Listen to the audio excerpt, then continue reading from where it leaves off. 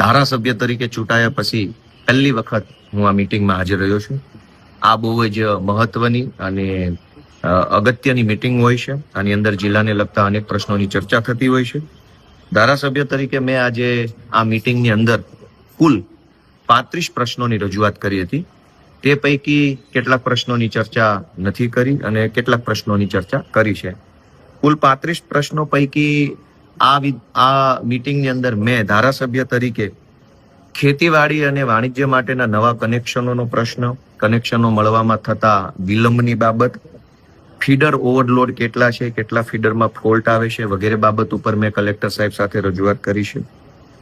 આ સિવાય આ સંકલનની બેઠકની અંદર પશુપાલન કરતા માલધારી સમાજને ગામતળ કે સીમતળની અંદર વાડા ફાળવવા બાબતે સરકારમાં શું જોગવાઈ છે, કેટલી અરજીઓ મળી છે અને એની ઉપર શું કાર્યવાહી થઈ, એ પ્રશ્ન પણ મેં લેખિતમાં કલેક્ટર સાહેબને પૂછ્યો હતો. જોકે સરકારી વહીવટી તંત્ર તરફથી જવાબ મળ્યો છે કે માલધારી સમાજને વાડા ફાળવવા બાબતે કોઈ હાલમાં સરકારમાં જોગવાઈ નથી.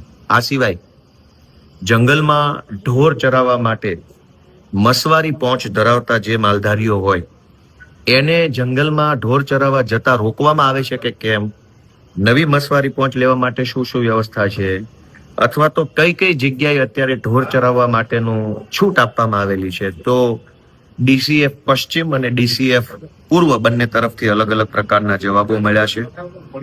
આ સિવાય વિસાવદર તાલુકાના કુબા રાવણી ગામે તલાટી મંત્રીએ વર્ષ 2006 ની અંદર હકપત્રક નંબર 6 નું આખું રજીસ્ટર છે એ ગુમ કરી દીધું. એની એફઆઈઆર થઈ 2006માં. 16 વર્ષ પછી 2022માં એનું ચાર્જશીટ થયું અને હજુ કોર્ટમાં કેસ ચાલુ છે.